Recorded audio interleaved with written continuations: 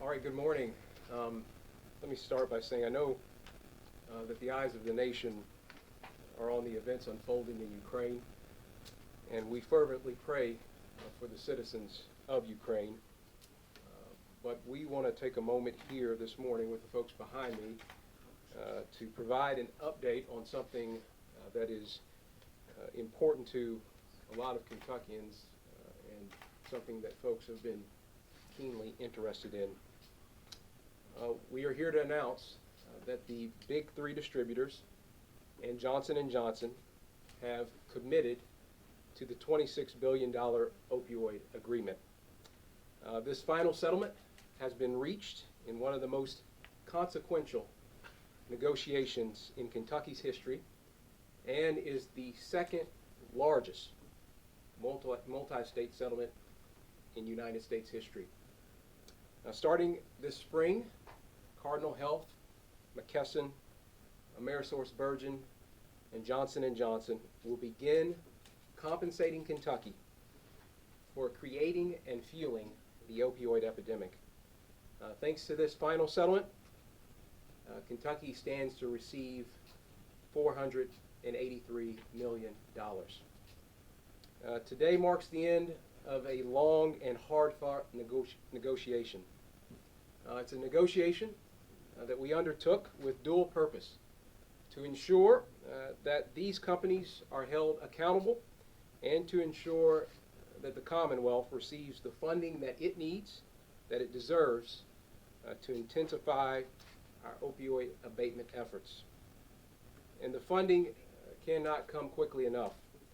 Recent data from the National Center for Health Statistics indicates that from April 2020 to April 2021, over 100,000 Americans died from overdose. That's an increase of nearly 30% from the previous 12 months. And for the first time in our nation's history, that overdose deaths reached 100,000 in a 12-month period. As many of you know, last year we lost 1,964 Kentuckians to drug overdoses. Nearly every county and community in the Commonwealth has been affected. These are not just numbers. They are friends and neighbors and loved ones. They have faces, names, and certainly stories to tell. But Kentucky now will have the money and the resources to have their backs. We expect the funds to start coming in by the second quarter of this year. So while today marks the end of negotiations, it's only the beginning of our healing. And in the coming weeks, my office will be announcing appointments to the Kentucky Opioid Abatement Advisory Commission.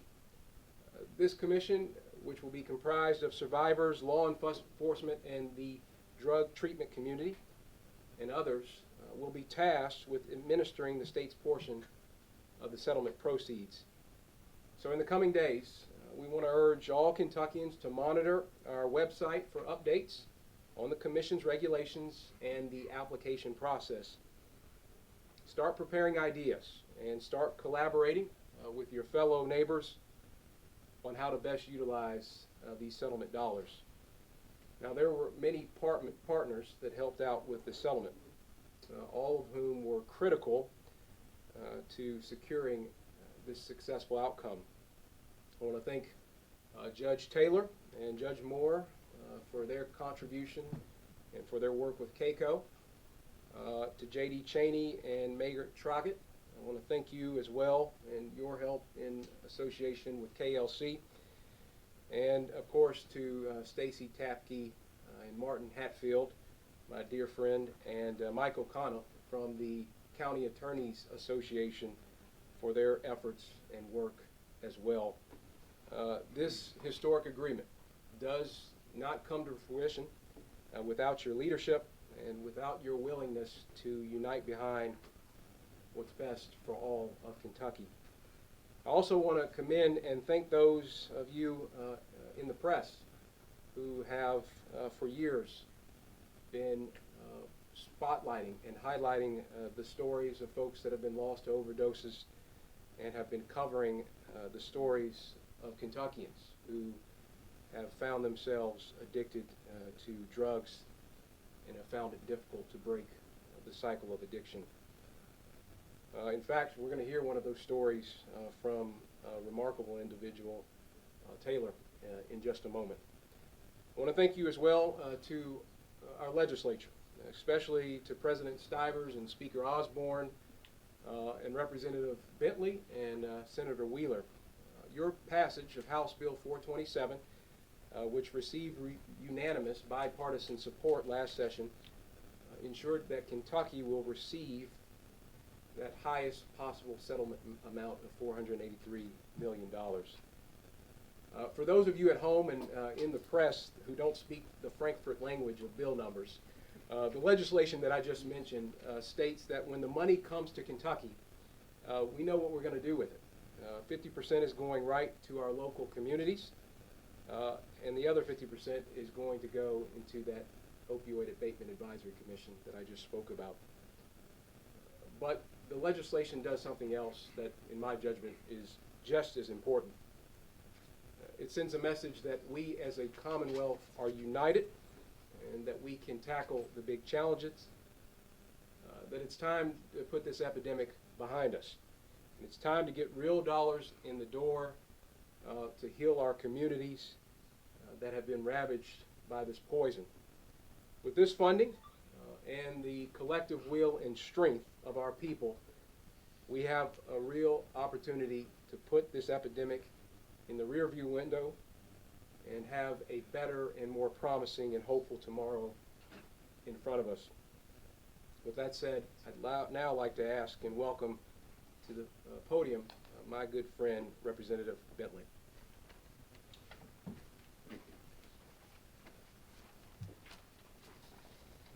Good morning. Today's announcement is both an end and a beginning. It's a victory for the state of Kentucky. It's a victory for the person out there that's addicted. It's a victory for the state, and it's a victory for every constituent I have that we have this.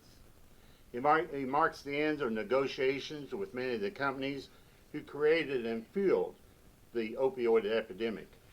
But it also marks the beginning of a new day for Kentucky, a day of hope and a day of healing. As you know, I represent District 98 in the Kentucky House. Opioids have ravaged my district for decades. And personally, I've been a pharmacist 50 years, and I was in the trenches during this crisis. And by doing that for decades, it went to the point where I cannot imagine a single family in the state of Kentucky or in my district left unaffected by this epidemic. That's why I'm proud to sponsor House Bill 427 from the last session, which helps ensure that Kentucky will use this money wisely and responsibly. I look forward to seeing all the good that such funds will produce. I am so very thankful for the partners in this room who made possible House Bill 427 and this statement. Thank you very much.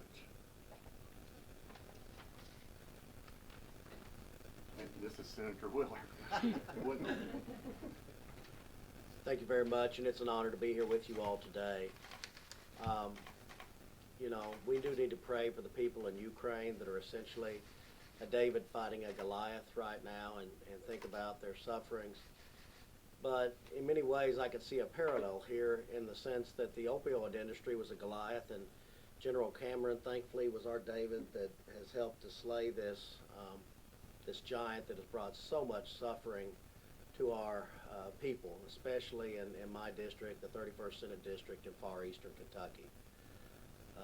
As Representative Bentley stated, many households have been affected by the opioid epidemic, including my own. I have a brother who has struggled with addiction most of his life, mainly with opioids. Some people got into it because of an injury. Some people got into it because of recreation and just got in a little too far to where they couldn't get out. These funds that General Cameron has collected for the Commonwealth will enable us to further the healing process that has been going on for the past several years as Kentuckians have recognized the illness of addiction and committed dollars as well as policy towards getting these people on with their lives, getting them solid in their recovery, and getting them back to work so they can be productive citizens. I want to commend the other participants here. I want to commend particularly Representative Bentley for his bill, House Bill 427. Not only does it set policy on a state level, it also recognizes the sufferings of many local governments that have incurred as a result of the bad actions by these large corporations. I want to thank KACO and Kentucky League of Cities for their partnership in this agreement that ended up being House Bill 427. I think it provides the right formula to move on from our opioid epidemic, provide the treatment that we need, and make sure that every single citizen of our Commonwealth has the opportunity to overcome addiction and contribute to our society. With that being said, I'd like to introduce Judge Taylor.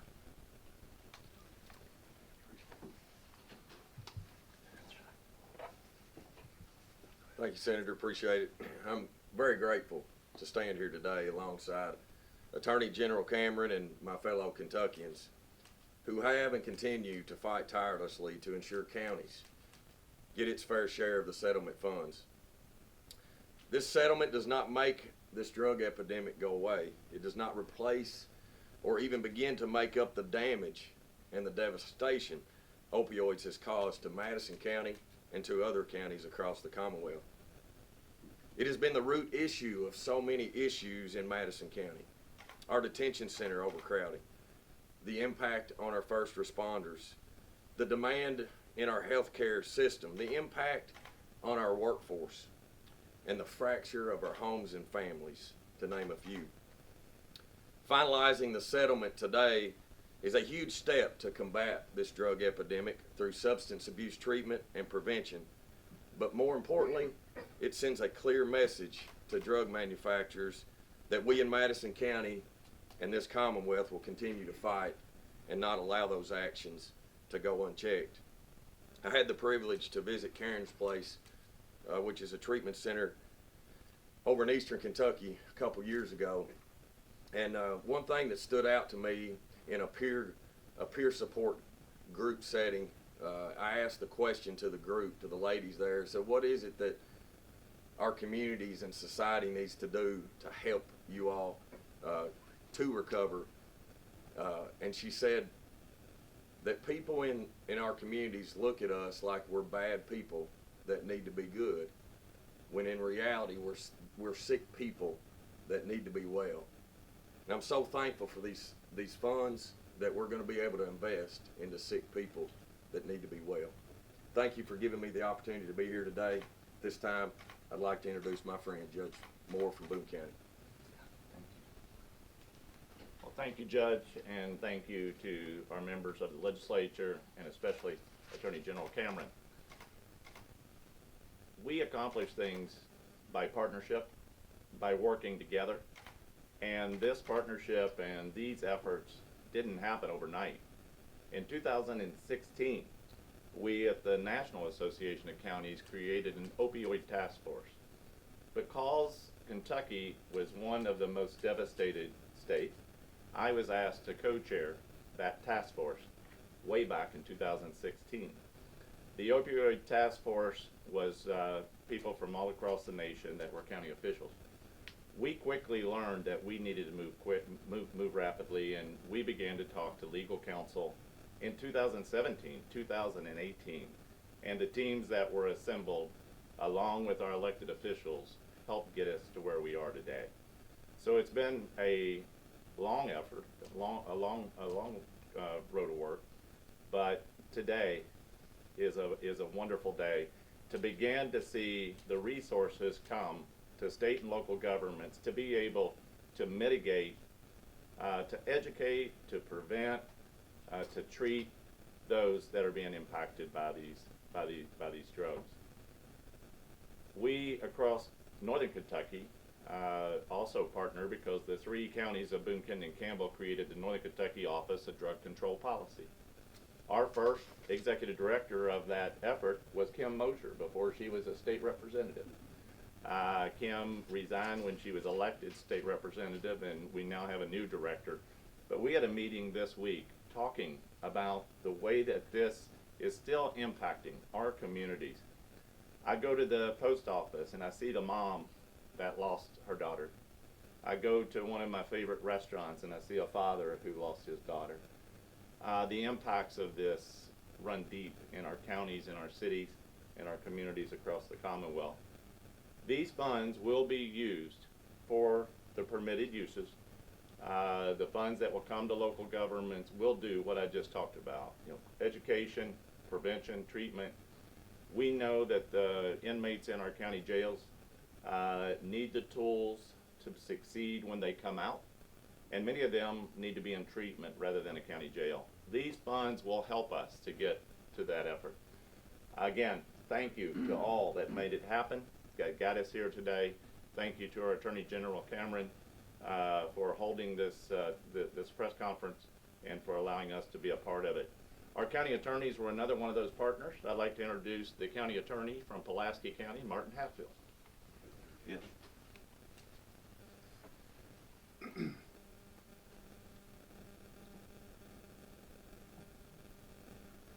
First, let me say, on behalf of the county attorneys, how honored we were to be a part of this partnership.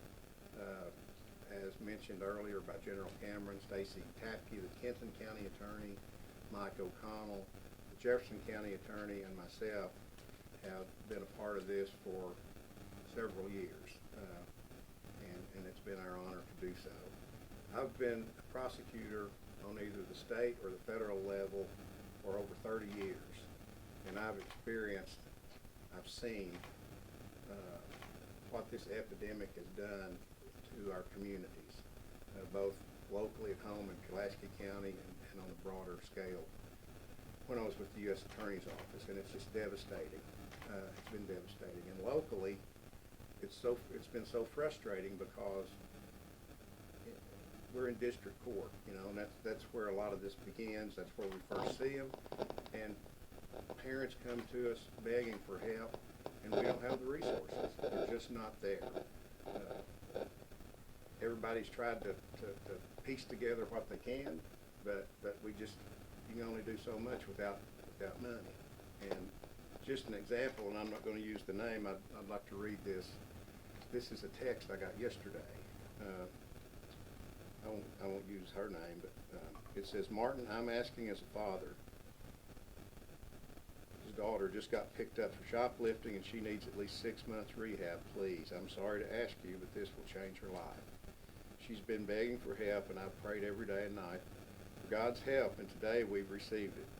She's worth saving and has a wonderful soul. Please, as a father and friend, if possible, make her, if possible, go to rehab. You will save my daughter's life." A heartbroken daddy. And I have those conversations with people weekly, if not daily. And from our standpoint, these dollars, and people say, "What are you going to do with it?" And I said, well, it's not going to be used to repair potholes in the road. It's going to be used to repair potholes in the lives of families and individuals who have suffered through this epidemic. So this partnership has been amazing. I'm so happy to be a part of it, and thank everyone that's been involved. And with that, I would like to introduce Taylor Neese. She's a survivor of all of this. She can tell her story.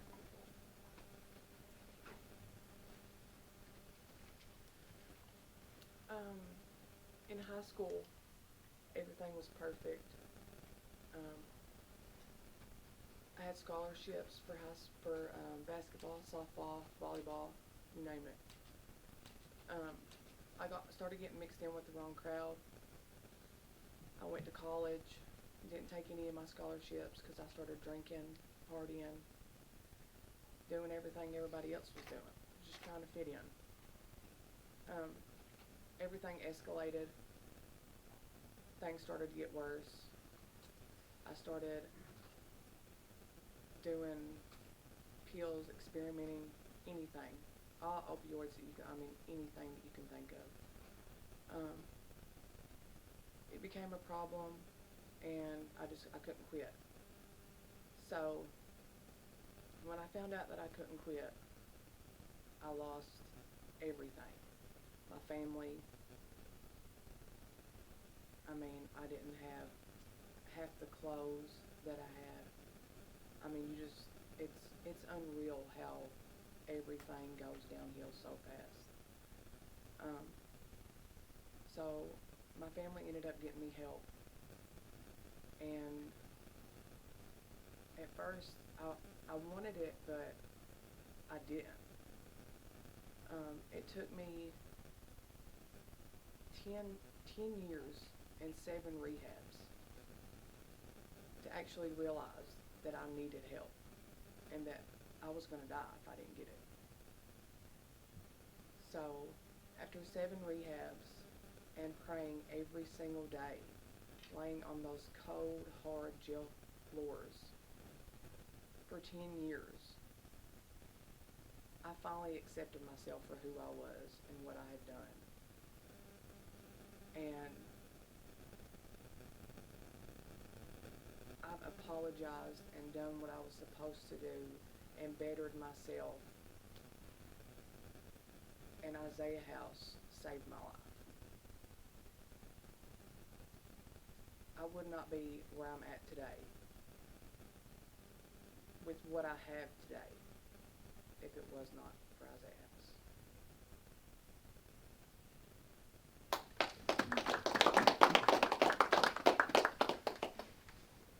Taylor, thank you for being willing to come here today and share your story. You mentioned one rehabilitation facility in particular. We know that there are lots across the Commonwealth that are engaged every day and committed to helping folks get back on their feet and break that cycle of addiction. And again, thank you for having the courage to come here today, for sharing your story. You know, in the moment, it might seem like you're just looking out at a few cameras and some folks in this room, but there's somebody somewhere that heard you and is inspired by you. And whether it's talking about getting, praying and seeking out help and wanting it, somebody heard you and is going to benefit from your words. And God bless you for sharing today. And we just will continue to be praying for you as you continue in this journey. And I know there are folks all across Kentucky that can sympathize with or empathize with Taylor's story. So thank you again for being willing to share it. I want to make one other note. We talk a lot about this partnership and how important it's been to getting this deal across the finish line. There have been a couple of folks in our office in particular who have been burning up the phones, actively and heavily involved in the negotiations related to this settlement. And one was standing to my right here, Barry Dunn, who's our Deputy Attorney General. Barry's been my friend for a long time, and when I said I was going to take this job, I asked him to come join me on this trip, and I'm grateful for him in a whole host and facets of ways. So thank you for your commitment on this issue. Vic Maddox, who is a dear friend and you all know him, whether it be on redistricting or any other case, as a giant in terms of litigants here in the Commonwealth, and that advocacy that he brings into the courtroom, he has brought that into the negotiations and conversations related to this settlement. So thank you, Vic. And I don't see Chris Lewis, but I know he's probably around the corner. Chris, right before we came in here, was detailing every number, every year involved in this settlement, and he has been knee-deep in this since we jumped into this office. And Chris, on top of everything else that you got going on, and Chris also, I should say, spearheaded a lot of the work that we did in West Kentucky to make sure we could get some of these businesses registered that were helping in the rebuilding process down there. Obviously want to say thank you for you doing that, but also for the amazing work that you've done to help bring this money into the Commonwealth. So with that, we are happy to take a few questions, and happy to hear from you all. Yes, sir. General, I got one for you and one for Representative Bentley, if I could. First of all, there were, 8 or 9 lawsuits, I believe, in total filed against various opioid distributors, manufacturers, et cetera. What's the status of the others? The status of the 8 or 9 as it relates, well, those will, obviously take a back seat to this multi-state settlement. We made the decision, obviously, before I got in here, there was a difference of opinion in terms of, how to go about trying to get some dollars in the door for Kentucky. So we made a decision to get involved in the multi-state settlement conversation. And so whether it was Chris or Vic or Barry or myself, we thought it was important for the point of getting dollars in the door. And so those cases will have to be dismissed ultimately in light of the fact that we've now signed on to the settlement. And then one for Representative Bentley, if I could.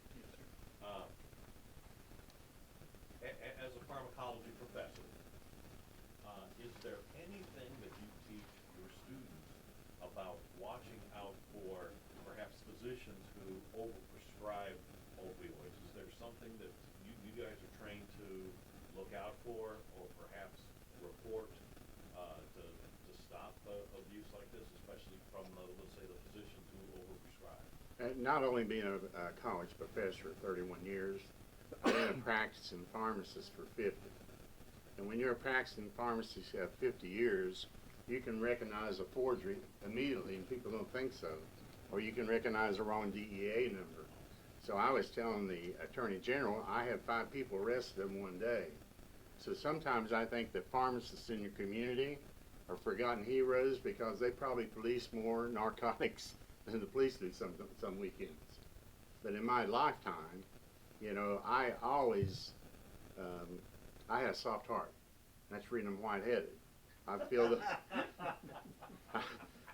over 1 million prescriptions in my life, and I worried about every person I filled a prescription for.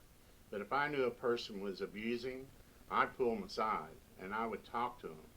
Because I've had people come to my pharmacy with pinpoint pupils and constipation, and I knew right then they were abusing opioids because of that effect by the opioids on the body. I had a man once come in, he put a pencil through his septum, wearing a white coat using cocaine. So you get professional help for those people. You've got to educate the public, and that's what I did most of my life. Not only at the college level, but every day, every person that came through that door, prayed for them, and tried to educate them. Thank you. Thanks, Dan. One other addendum. Are you referring to McKesson and Amerisource, those suits, or Yeah. against Teva and the other ones? Well, there were 8 or 9, and I can't Well, remember the all other names. ones that are not specifically related to this settlement are still ongoing. Okay, thank you. Yep. Thank you. General, $483 million. Yes, ma'am. Just a clarification, this will be spent helping Kentucky families who are struggling with the opioid crisis, correct? And That's how ex- much? Yeah, well, that's exactly right. So, again, I talked about this deal, this legislation that was fashioned because of Representative Bentley and Senator Wheeler and others. 50% is going to go to the Opioid Abatement Advisory Commission, and then the other 50% is going to go directly to counties and cities. Of course, I can let Judge talk about that a little bit if he'd like, although he did. Judge Moore talked about it already some. But those dollars are going to be used for what's called abatement, which is a very broad definition of broad term, which will largely encompass how do we rehabilitate our communities in society here in Kentucky. Is it through education? Is it through transportation? Is it through housing? Is it rehabilitation facilities specifically? That's why I encourage folks to come up with ideas and bring them to the table of your local communities. So with that, unless anybody else has any additional questions, again, I want to say thank you to all of you all for being willing to focus and spotlight and really emphasize the devastation that has been wrought by this epidemic. So thank you to the press and the media, because everybody, I think, knows and sees how awful and how troubling this has been for all 120 counties, and that's because you all have been willing to talk about it on your nightly programs or in your columns in newspapers. So God bless you. And God bless the Commonwealth. Thank you.